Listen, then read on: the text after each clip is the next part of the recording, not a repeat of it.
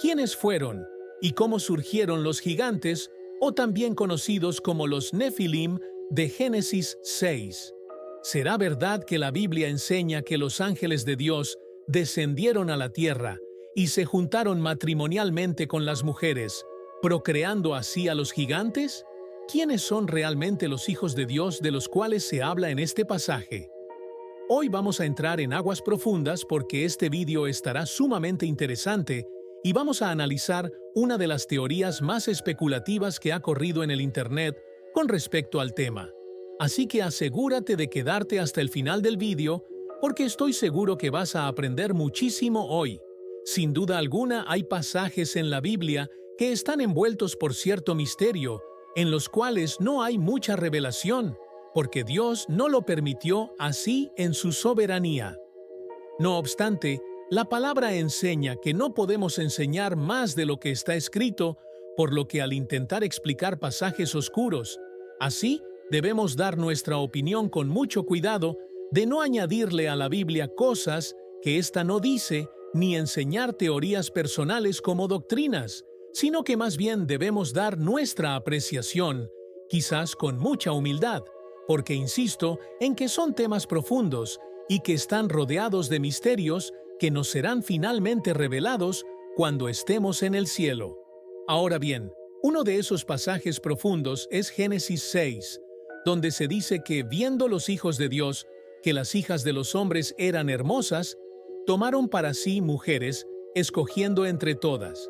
Algunos maestros y teólogos a los cuales respeto y admiro, unen este versículo con el cuarto, donde se habla de los gigantes, y enseñan que este pasaje da a entender que hubo un grupo de ángeles de Dios que vinieron a la tierra, aparentemente enviados por Él, antes del tiempo de Noé, para enseñar su ley moral a la raza humana, y que estos ángeles se corrompieron al juntarse conyugalmente con las mujeres, y que de esa unión nacieron gigantes. Algunos de estos maestros hasta han especulado que los espíritus inmundos y demonios de los cuales se refiere la Biblia son las almas de aquellos gigantes que murieron basándose sencillamente en un solo versículo de Isaías 26, que de hecho creo que es plenamente metafórico. Mi propósito con este video no es criticar de ninguna manera a otros maestros que enseñan esa teoría, pero humildemente creo que esa teoría es muy especulativa y de hecho presenta muchas contradicciones, porque al leer los pasajes de Génesis 6 y otros, más bien nos encontramos con datos y argumentos bíblicos que destruyen esa teoría. De hecho, tomé nota de algunos problemas que yo encuentro con esa idea y que quiero compartir con ustedes a continuación, y quizás al final usted pueda sacar sus propias conclusiones. El primer problema que veo con esa teoría es que su origen verdadero o argumentos principales no vienen de la palabra de Dios, sino de otras fuentes no inspiradas. Recientemente estuve estudiando este tema durante muchos días, durante horas y horas, y lo hice con la intención de encontrar la verdad del asunto. Pero, ¿sabe de qué me di cuenta? Noté que tal idea está basada sobre todo en la mitología antigua y en el libro apócrifo de Enoc. En primer lugar, esa idea de que los ángeles se unieron con las mujeres viene de la mitología antigua, mitologías, entre ellas la de los griegos que creen que los dioses se juntaron con mujeres y demás. También ciertos judíos es verdad que creyeron en algún tiempo ciertas mitologías, pero si nos confiamos en esa mitología en ella, hasta se dice que Noé era un descendiente de los Nefilim, o sea, un gigante. Imagínese usted qué barbaridad pensar eso.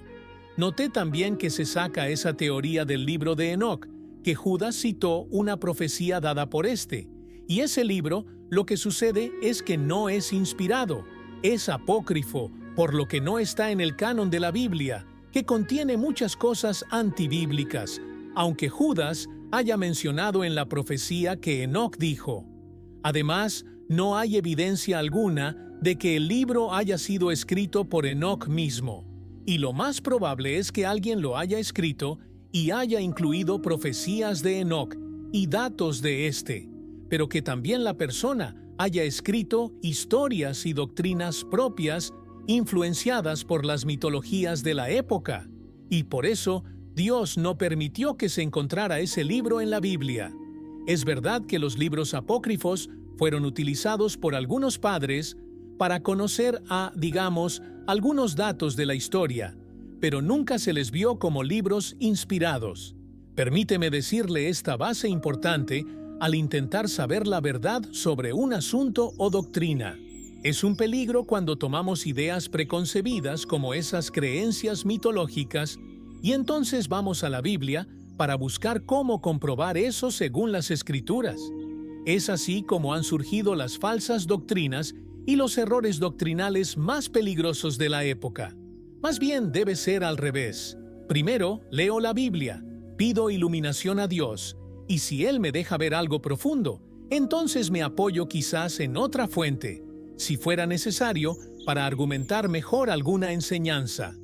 Así que ese es el primer conflicto que tengo con esa teoría, que no proviene de la palabra de Dios, sino más bien de las mitologías y de un libro apócrifo, y que luego entonces los maestros se apoyan en 2 o 3 versículos bíblicos.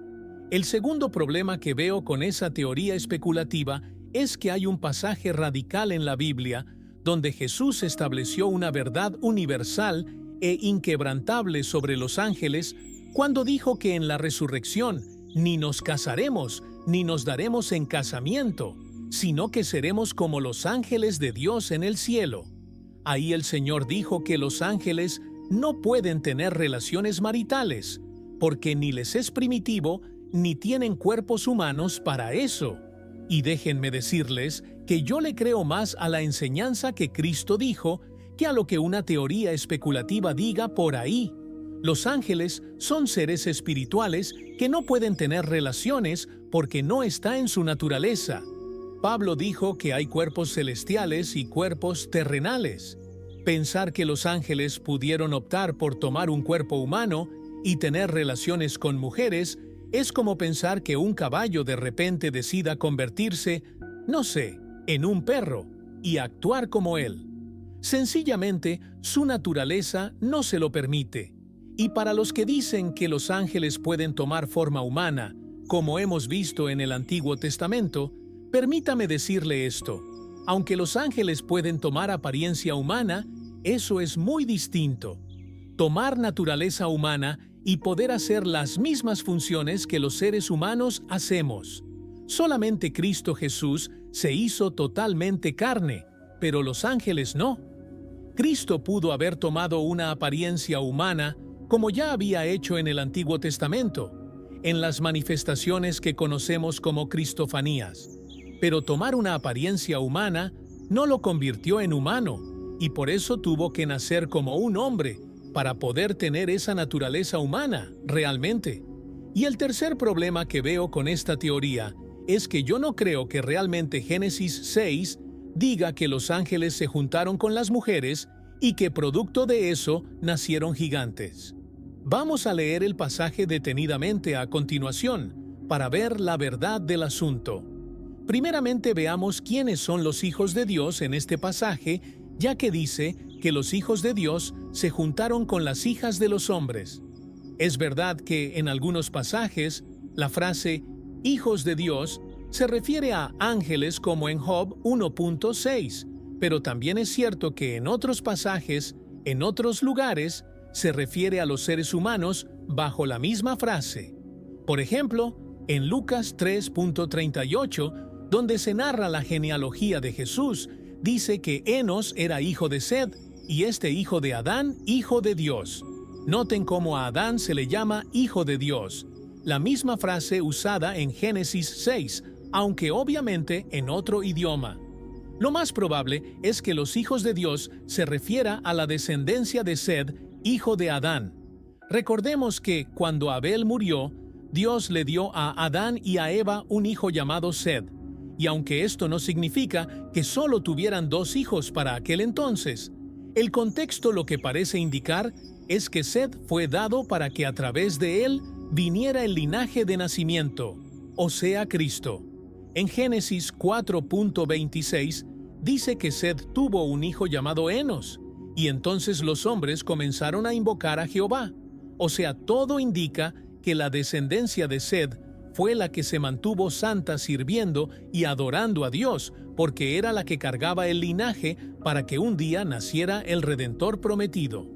Sin embargo, por otro lado tenemos el linaje de Caín, a quien Dios maldijo, y su descendencia era perversa.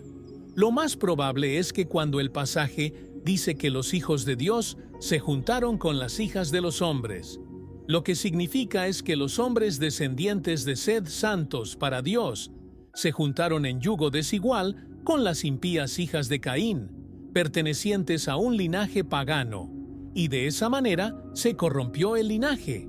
¿Por qué creemos esto? Vamos un poquitito más profundo en el pasaje. Nota que cuando dice, tomaron para sí mujeres, escogiendo entre todas, fíjese cómo el enfoque está en que los hijos de Dios pecaron por haber tomado de entre todas, ya que no podían tomar de todas, sino solamente de las del linaje santo. Como acabo de explicar, había dos linajes principales luego de la muerte de Abel: Caín, el linaje maldecido por Dios, y Seth, el linaje santo del cual vendría Cristo.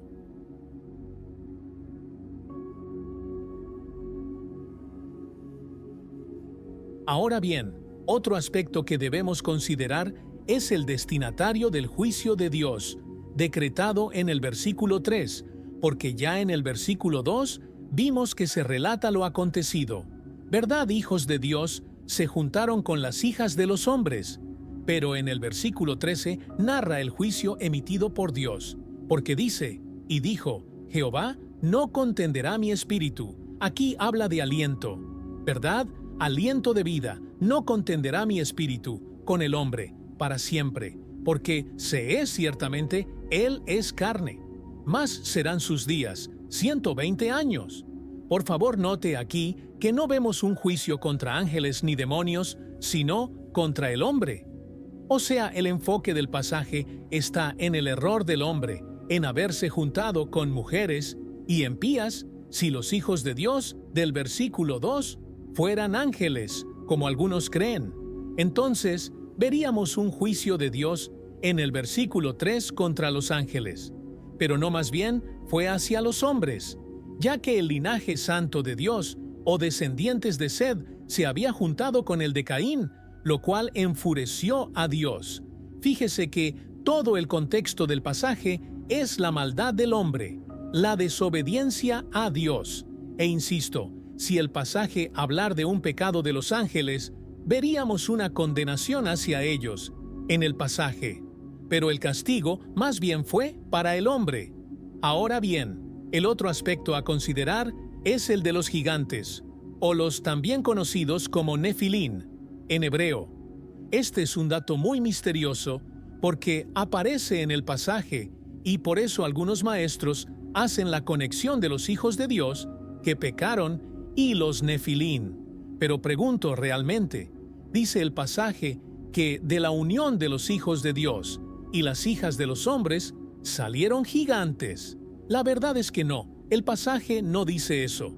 De hecho, los gigantes aparecen en el versículo 4 y no aparece como un efecto o consecuencia de los versículos anteriores. Más bien, el pasaje lo que dice es que desde antes que los hijos de Dios se juntaran con las hijas de los hombres, ya habían gigantes y eran contemporáneos. En ese tiempo, el versículo 4 dice textualmente, así había gigantes en la tierra en aquellos días, y también después que se llegaron los hijos de Dios a las hijas de los hombres, y les engendraron hijos. Note cómo dice el pasaje que ya existían los gigantes desde antes de la unión de justos y impías, y dice que también después de ese evento. Así que, pensar que los gigantes vinieron de la unión de ángeles que se casaron con mujeres es un error, y no lo dice la Biblia, y ni siquiera da pie para pensar semejante error, sino que más bien indica que ya existían en ese tiempo. Otro detalle que no podemos ignorar es que siempre hubo gigantes. Recordemos que toda aquella generación, antes de No, murió anegada en agua, Y Pedro dice que no sobrevivió absolutamente nadie, sino solamente Noé y su familia. Así que si los gigantes hubieran sido el resultado de ángeles que se casaron con mujeres humanas, entonces el problema estaría resuelto y nunca más veríamos gigantes, ¿verdad? Pero sorpresa, en Números 13, se nos revela que los 2 espías vieron gigantes en la tierra de Canaán y se atemorizaron también.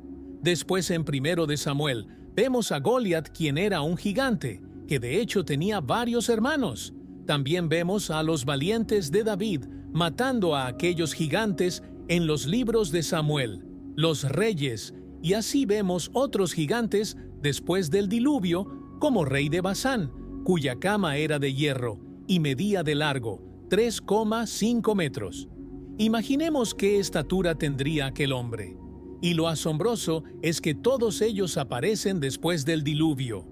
La explicación que algunos dan para defender su teoría es que después del diluvio, otros ángeles descendieron de nuevo del cielo y cometieron el mismo pecado, y entonces nacieron otra vez gigantes. Pero si la primera teoría carece de argumentos bíblicos, esta segunda todavía más. Según estos maestros, esos nuevos gigantes fueron procreados por ángeles nuevamente después del diluvio, porque la intención de Satanás era contaminar la raza humana para que no naciera el Mesías. Pero que David, digamos que ellos dicen que finalmente terminaron a todos los gigantes de la tierra. Como parece ser que sí. Pero yo pregunto otra vez si el propósito satánico era corromper el ADN humano para que no naciera el Mesías, y provocó que ángeles pecaran antes de Noé y luego también de nuevo. Entonces pregunto, ¿qué evitó que, después que David matara a los últimos gigantes, no vinieran de nuevo ángeles por tercera vez para hacer lo mismo? Si es verdad que los gigantes fueron un plan de Satanás para corromper el linaje del Mesías, entonces, ¿por qué no lo intentó una tercera vez? La verdad es que no tiene nada de lógica esa teoría. La verdad sobre de dónde salieron los gigantes es un misterio y no sabemos si tiene que ver con un tema biológico o relacionado con alguna otra causa. Lo que sí es evidente es que por las razones explicadas anteriormente, no vemos evidencia bíblica de que los gigantes vinieran como resultado de que ángeles se hayan unido matrimonialmente a mujeres humanas. Ahora bien, algunos dicen, ¿y qué hacemos? Entonces con Judas versículo 6, donde dice que los ángeles que no guardaron su dignidad, sino que abandonaron su propia morada, los ha guardado bajo oscuridad, en prisiones eternas, para el día del gran juicio. La respuesta es que pudiera ser que de lo que realmente está hablando el pasaje de la rebelión inicial de Lucifer y sus ángeles cuando se rebelaron contra Dios y se convirtieron en Satanás y los demonios, como explicamos en el vídeo anterior, y no del supuesto pecado en el tiempo de 9 ángeles con mujeres, cuando dice que no guardaron su dignidad y que abandonaron su propia morada. No se refiere a que dejaron sus cuerpos espirituales, sino se refiere a que no respetaron el lugar de autoridad y rango que Dios les había dado, sino que se rebelaron contra Dios. Dios ha puesto en prisiones al parecer a algún de sus ángeles caídos, mientras que otros que están en los aires, ya que a lo mejor había ángeles, como dijimos en el pasado vídeo, demasiado poderosos y que fueron reservados en cárceles. Y el otro pasaje que pareciera apoyar la teoría nombrada es el de 1 de Pedro 3, donde el pasaje dice que Cristo fue y predicó a los espíritus encarcelados, los que en otros tiempos desobedecieron, cuando una vez que esperaba la paciencia de Dios en los días de Noé, mientras se preparaba el arca, algunos pudieran pensar que aquí se habla de espíritus aludiendo a ángeles que pecaron, pero en realidad todo parece indicar que ahí se refiere a los seres humanos que pecaron en aquel tiempo, porque en la Biblia a veces también se llama espíritus a las personas que ya murieron, como dice el Hebrídico 20:27, que el hombre o la mujer que evocar espíritus de muertos o se entrega a la adivinación, ha de morir. Cuando Dios derramó el diluvio, toda aquella generación malvada pereció anegada en aguas, excepto Noé y su familia. Dice la palabra que ellos no comprendieron hasta que llegó el diluvio, y quizás por esto, cuando Jesús murió en su cuerpo, fue en espíritu al Hade, donde estaban estas personas, entre otras, obviamente para darles evidencia de por qué había venido el juicio. Y como Cristo, Jesús es el arca que aquella de antaño profetizaba. Obviamente cabe decir que Jesús no fue para sacar a aquella gente del infierno, sino solo para darles evidencia y predicarles para condenación. Por tanto, creo que este pasaje tampoco apoya la teoría de que los ángeles se juntasen con las hijas de los hombres. Así que, concluyendo ya el tema, mis hermanos amados, no creo que sea cierta la teoría especulativa de que ángeles descendieran y se juntaron con mujeres conyugalmente, y que entonces naciones gigantes. La verdad que el tema del origen de los gigantes es un misterio, pero creo que ha quedado en evidencia que al menos no provienen de aquella teoría ya citada anteriormente.